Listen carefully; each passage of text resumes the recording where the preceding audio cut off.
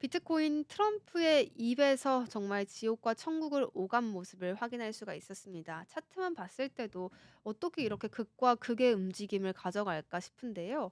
이 가상자산 시장이 미국 대통령 트럼프의 입에 요동을 치면서 정말 캐나다와 멕시코 또 중국에 대한 관세 부과를 앞으로 어떻게 해나갈 것인가 그 관심도가 커질 수밖에 없는 상황이 되겠습니다.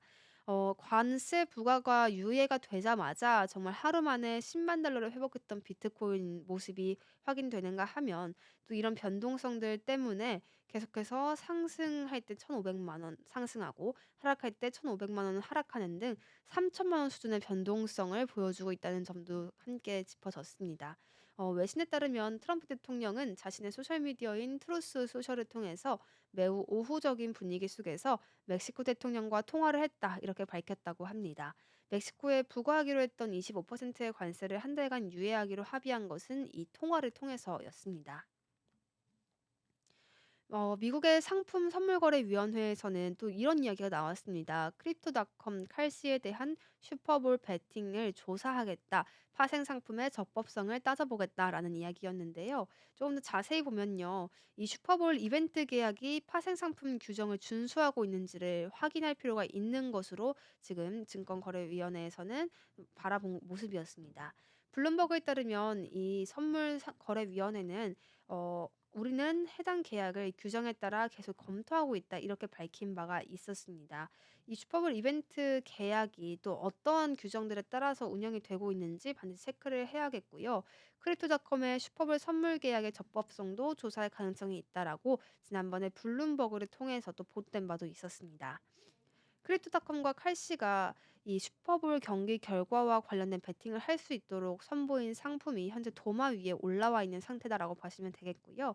칼씨는 지난달 24일에 캔자스시티 대 필라델피아 슈퍼볼 경기 승자를 예측하는 계약을 출시를 했습니다. 현재까지 240만 달러, 우리 돈으로는 34억 8천만 원의 거래량을 기록한 모습이었고요. 또 이 칼씨 같은 경우에는 기업이 슈퍼볼 광고를 게재할지 여부를 예측하는 시장까지도 열어서 약 150만 달러, 우리 돈으로는 21억 7,500만 달러 정도의 수익을 거둔 것으로 확인이 됐습니다.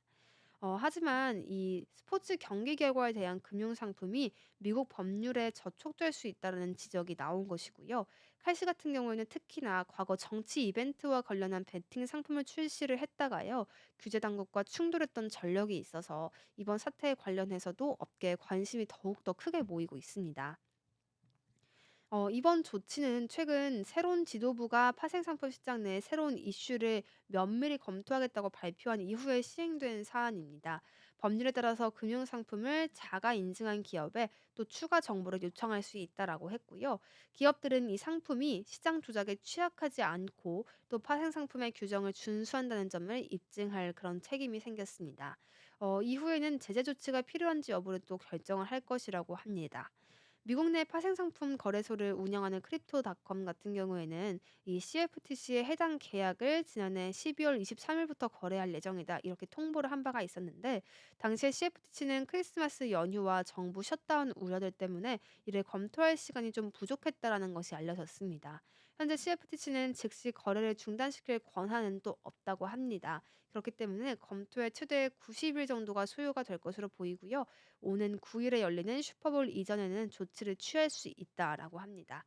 하지만 CFTC가 이후에 해당 계약을 금지할 가능성이 있다라는 점까지 가능성을 열어둬야겠습니다. 시장이 급락을 하는 와중에서도요. 월드 리버티 파이낸셜 같은 경우에는 이더리움을 매수했다고 합니다.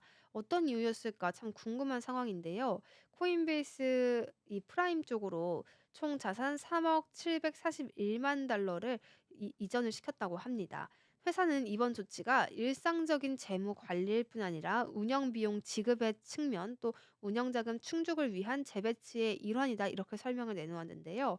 월드 리버티 파이낸셜은 트위터를 통해서 이번 조치는 토큰 매도가 아닌 일반적인 사업 목적으로 자산을 재조정한 것이다라고 했습니다. 또 강력하고 효율적인 재무 관리를 위해서 표준적인 절차를 밟은 것이다라고 강조를 하기도 했습니다. 이렇게 월드 리버티 파이낸셜의 움직임을 시장에서 주목을 할 수밖에 없습니다. 이더리움을 굉장히 강하게 매수하고 있는 모습 계속해서 확인되고 있고요. 이번 재배치와 또 별개로 월드 리버티 파이낸셜은 1월 19일부터 31일 사이에 암호화폐 자산에 2억 4,277만 달러를 투자를 했다는 것이 확인이 됐는데요. 도널드 트럼프 전 미국 대통령, 현재 대통령이죠. 도널드 트럼프 대통령의 관세 정책 발표 이후에 또 시장이 불안해지면서 5,170만 달러의 손실을 입었다는 점까지 확인이 됐습니다. 스팟 온체인에 따르면 주요 손실 자산은 이더리움이 3,670만 달러 이렇게 확인이 됐습니다. 월드 리버티 파이낸셜은 향후에도 강력하고 안정적인 재무 관리를 이어갈 것이다 이렇게 밝히기도 했습니다.